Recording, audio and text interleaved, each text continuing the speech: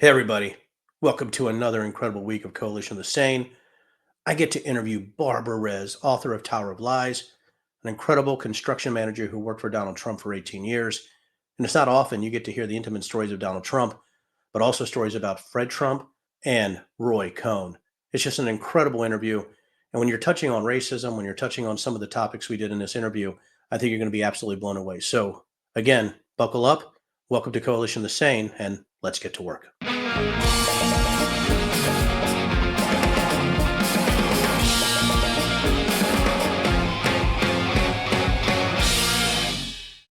I got to tell you, I got a chance because I was on a flight for so long, and I got up at about 4 o'clock this morning because my sleep schedule was so incredibly crazy.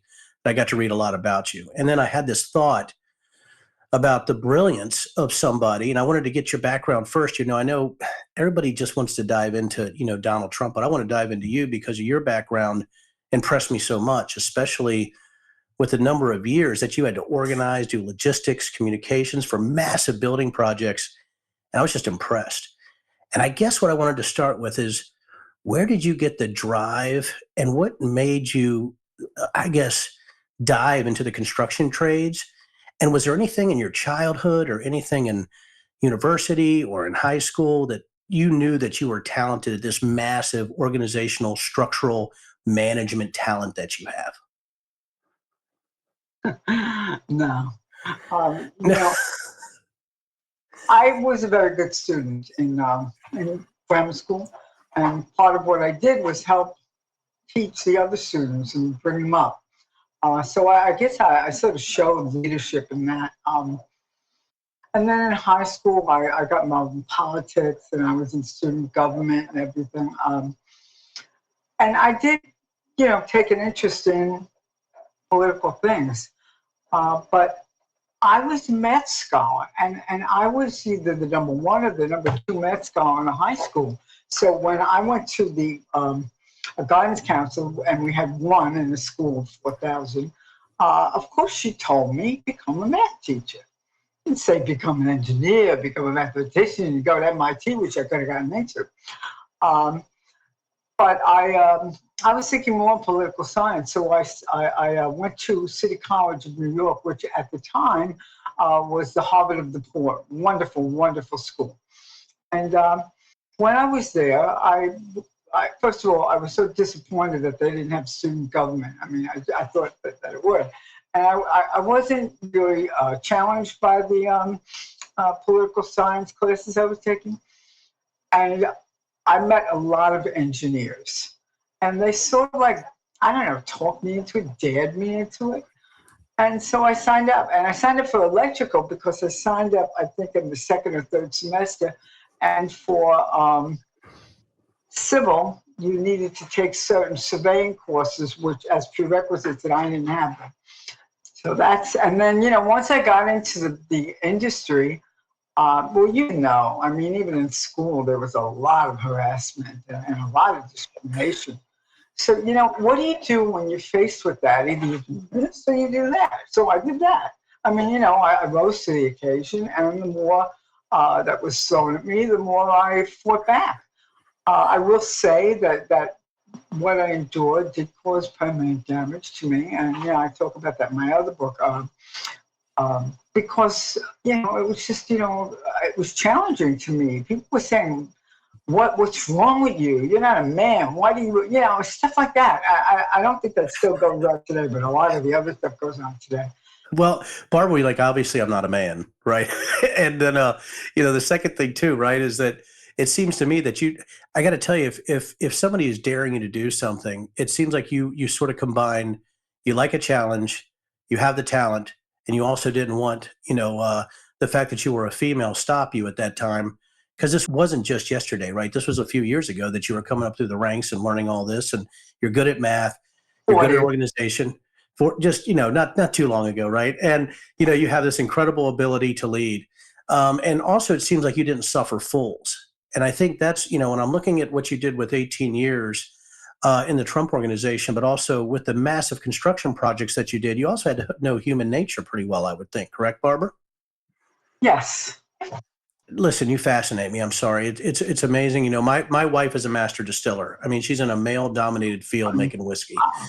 And so, you know, when I see somebody like you, I'm automatically reminded of my wife, Christine.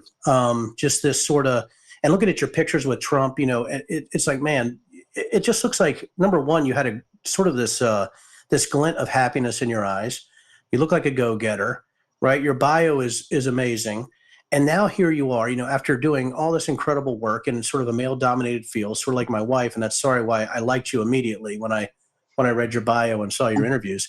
And it's just because, you know, strong women are cool, right? They're good people, right? And they're usually much smarter than me, which I found out with my wife. So the thing is that again, is there a time?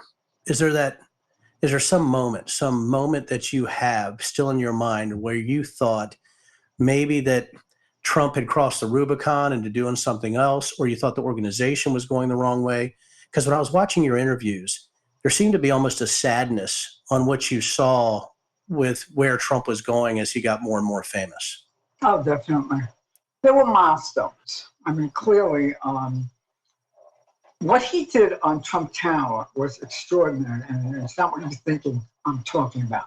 The publicity that he got on Trump Tower, mostly by himself, although he used Rubenstein, was amazing. I mean, we were on the cover of Paris Vogue, for crying out loud.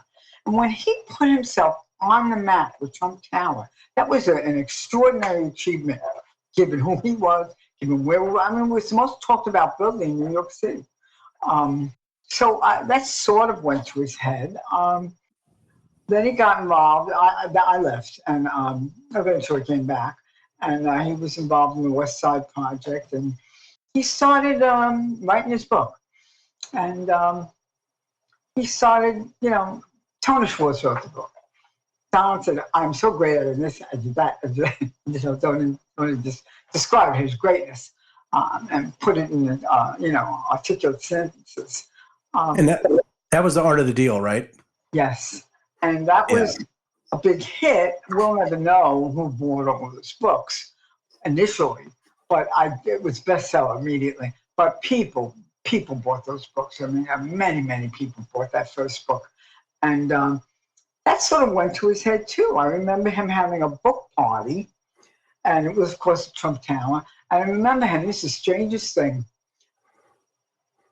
pacing the lobby. I don't know if you've ever seen the building, but the lobby is pretty long.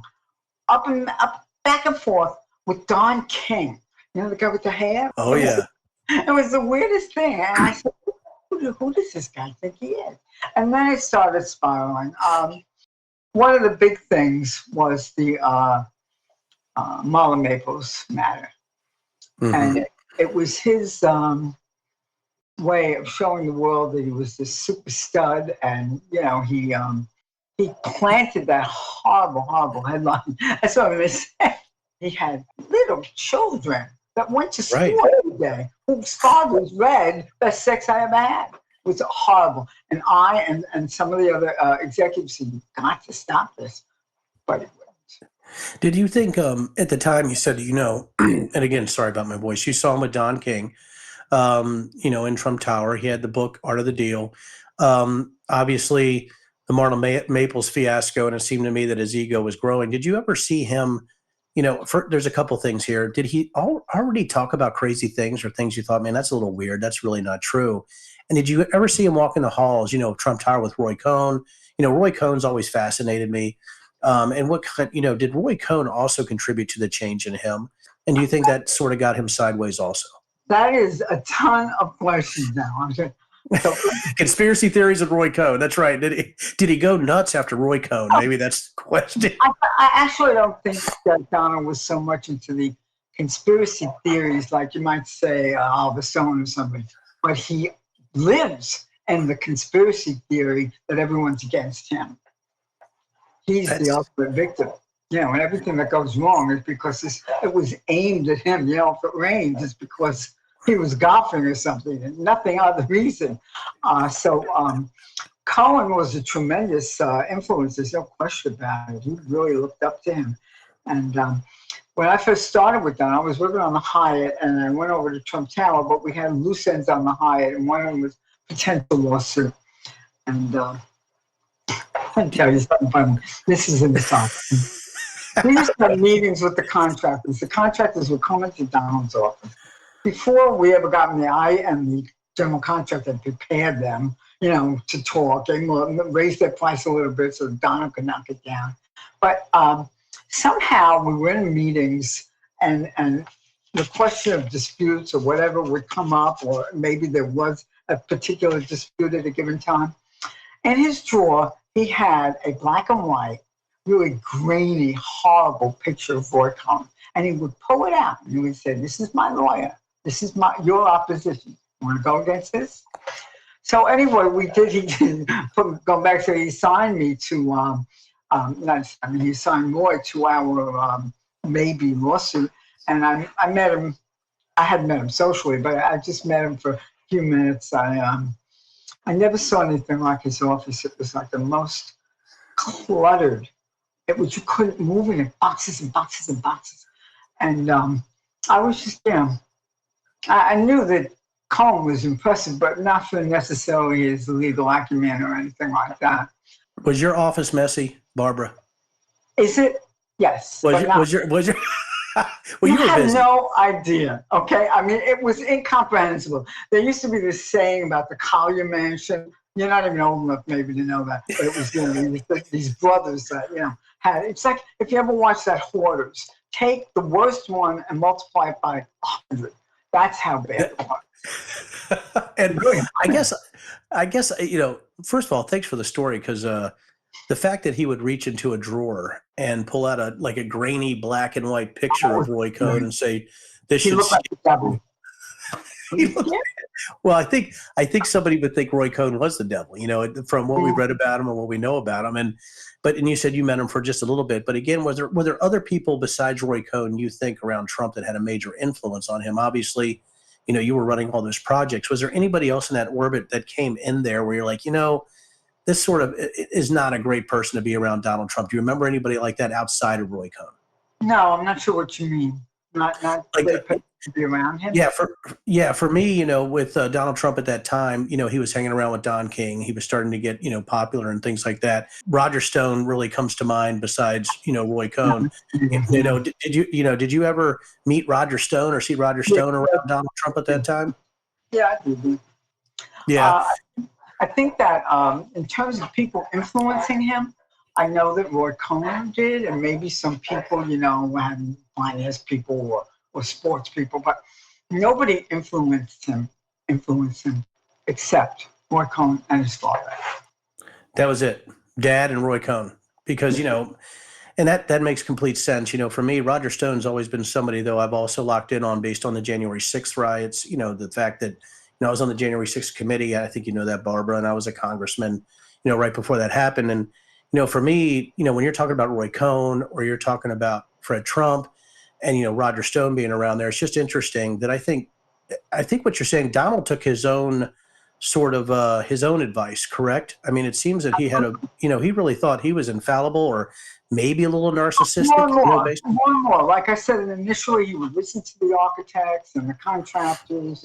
And then after a while, people in his office, like me, like a couple other people I probably shouldn't name, a couple of Exec VPs that he would listen to. And then when I came back second time, I could see a difference. He had hired toadies. He had hired Cohens, not the present one, but that kind of person that would just walk around, kiss his ass and do what he said and take his abuse, a lot of abuse.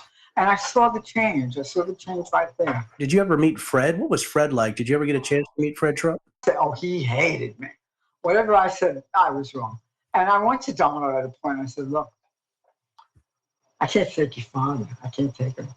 And what he said was not these words, but equivalent to, "Suck it up, baby, because I got to put up with him too." And I did, and eventually, and not too long after. See, the thing with Donald and Fred was that Donald was moving in and Fred was moving out. And it was hard for Fred to let go, And I think sort of that's why his personality stronger, because he was fighting that he was moving out, and Donald was Trump now, and Fred was the old guy, but he was impossible. And Donald told me he was so mad that Donald hired me, a woman, and he he gave me an amount of money that he was going to pay me, and then he couldn't. When I started working, he said, "What did I say I'm going to pay?" I told him about, oh, listen, we can't pay you exactly that because I can't make your pay higher than anyone else in the Trump organization. So you're going to give me an expense report, and just put whatever you want, and I'll make up the difference in the expenses. Do you think Donald was reporting to his dad? Do you think your dad had influence, or his dad, I'm sorry, had influence over that decision? Well, I think he was just afraid to do that, knowing how much his father hated me. But within a year, I was way. I mean, I got a lot of raises. I mean, I think I make good money. But when Donald got married, I went to the wedding, Marla, and I saw Fred there, and so I went up to him and I said, "I just wanted to say hello. I don't know if you remember me, Barbara Rest." He says, "I was wrong about you. You did a good job." I said, "Thanks." It's almost like you had to prove everybody wrong. Your entire life going back when you got the dare, you go into, what was it, City College, all the things that you did. And, it's an amazing story. So, and the thing when you're talking about Donald, his dad, and Roy Cohn, was his politics the same at that time? Was he more moderate? Do you think today the things that he says actually reflect who Donald Trump is? Or does Donald Trump just say what he needs to get elected? It just seems interesting that you saw the changes. Did he talk politics a lot with you, or were his politics a little different then? Well, first of all, he was Democrat. Absolutely 100% Democrat, and he raised money for all the Democrats. And slowly, he would give money, which every business person does, to both sides, right? But we would talk about things like abortion and gay and AIDS and stuff like that. And he was liberal. He was very liberal. Now, do I believe that he has a feeling about any of this? No, he doesn't give a crap about anything. Really, abortion. God knows how many abortions he financed. I don't know. Gosh. Religion. He was totally not religious. Well, I think I mean, it was just. When you saw him holding the Bible backwards, did you? Was that one of those times you're like, "Oh yeah, that's Donald"? And so politics different kind of guy. Started to change based on really drinking his own bathwater. If I may, put words in your mouth. What do you think Trump thinks about his supporters? Do you think he actually? Oh goodness, this should be good. I mean, what do you think he thinks of them? He thinks they're trash. He thinks they're the great unwashed. I mean, he didn't respect workers on the job. Who would work for a living like that? Who would do that? I mean, he looked down upon everyone. Did you say the great unwashed? Because you almost made me laugh out loud when you said that. So well, I mean, it's what was it? Basket of horrible, the basket. The basket of deplorables. I think. What are you talking about? What Hillary Clinton said? Yeah. Is that what Trump actually thinks about him? Right. Yeah, he got glad hand with the guys. We walk around. Everyone loves him. Pat him on the back and all that stuff. That was his act. That was his. But no, he had very little respect for him. Oh my gosh, was he a germaphobe back then too, Barbara? He's what? Was he a germaphobe also back then? He was. I mean, after he only drank orange juice, and his secretary would have to bring it to him in a cup. And he didn't drink Coke or anything like that. And after his Marla got moms, he sort of softened up on that. Is there anything that or something that you have wanted to talk about that nobody's asked, where you're thinking, why hasn't anybody asked me this question? Is there anything like that where you wanted to talk? Because I wanted to let you talk today, as you saw. I wanted you to have a good time. Is there anything out there that you would want to say to the public about the 2024 election, or maybe questions that have never been asked of you, or something you just want to remind the public about? The one thing I want people to know, and this bothers me a little bit, and I should have stronger, whatever skin. They say, how could you have worked for him? How could you have worked? You call yourself a Democrat, you call yourself, these high-minded people. Number one, he wasn't then like he is today. He didn't, he beat up some people. He had people around to beat up, but I mean, he didn't hammer me or anything like that. He could have paid me better, there's no question. But he did nice things. I mean, I talk about things in my book that he did that were almost human. And he came across as being almost human. But he had that, that devilish whatever nature in him, and it developed, and he's got more and more famous. He ran with it. So the only thing I would say is he did change quite a bit, and I like to think that I kept him in check with some of the racism. And I would like to have somebody find me someone in construction in 1980 when I started with Donna that would put a woman in charge of a major project that wasn't a sexist, that wasn't a homophobe. They're all the same. Oh my gosh! When you said racism, I'm sorry, I almost jumped out of my chair. I mean, I've heard that before. I mean, did he seem to have this strain of racism or homophobia or misogyny that you saw when you were working for him? A strain? I had, and this is in my book, I was interviewing young architects to take care of my plans. Now everything's on the computer. I had these massive plans that you put on racks. And so I called a couple architectural schools. They sent over some students. And one guy called me, and I said I was going to meet him across the street in Trump's office in the Crown Building. I was over in the field office. So I said, wait there, wait in the waiting room. And he did. And I went and I got him. Turned out it was a young black man. And he was lovely. He didn't want the job, really, when he understood what it was. So I didn't. Donald got a hold of me, and he said, don't you ever have and I don't know if he used the word, I can't say that, but in my lobby where millionaires are coming to buy multi-million-dollar apartments, don't you ever do that again. He was really mad. There were other like that too. I don't have the words. I don't have the words. And I think that's the thing. I got to see Trump behind closed doors, and I never saw any nuance. And obviously you said he was changed, but the person that I saw behind closed doors at the White House when I was in Congress was the exact same way behind closed doors as he was in public. I just never saw any difference. And when you talk about racism and some of the things that he has said, obviously, about immigrants, about those type of things, I mean, certainly he definitely leans racist on a level that's hard not to ignore. And the fact that you said that, again, doesn't surprise me. I just appreciate that you would come on here and talk so candidly with me, Barbara. And your background is so impressive, where you came from, how hard you worked, your ability to lead, your ability to organize, your engineering skills, the fact that you did it for 18 years and that you finally knew you had to get away from it, and you had the courage to write a book and to come on here and talk to me, and all the people that you've talked to. I'm going to say kudos to you, Barbara. And I hope we can actually meet in person one day. And I don't know, my wife makes whiskey. So if you drink whiskey, we can share a whiskey, but it really was an incredible honor and privilege to talk to you today. I'm blushing. That's very nice of you to say. And your questions were great. Oh my gosh, Barbara, thank you so much. And listen, you have an incredible day, and thank you for your candor and your honesty, and thank you for being you.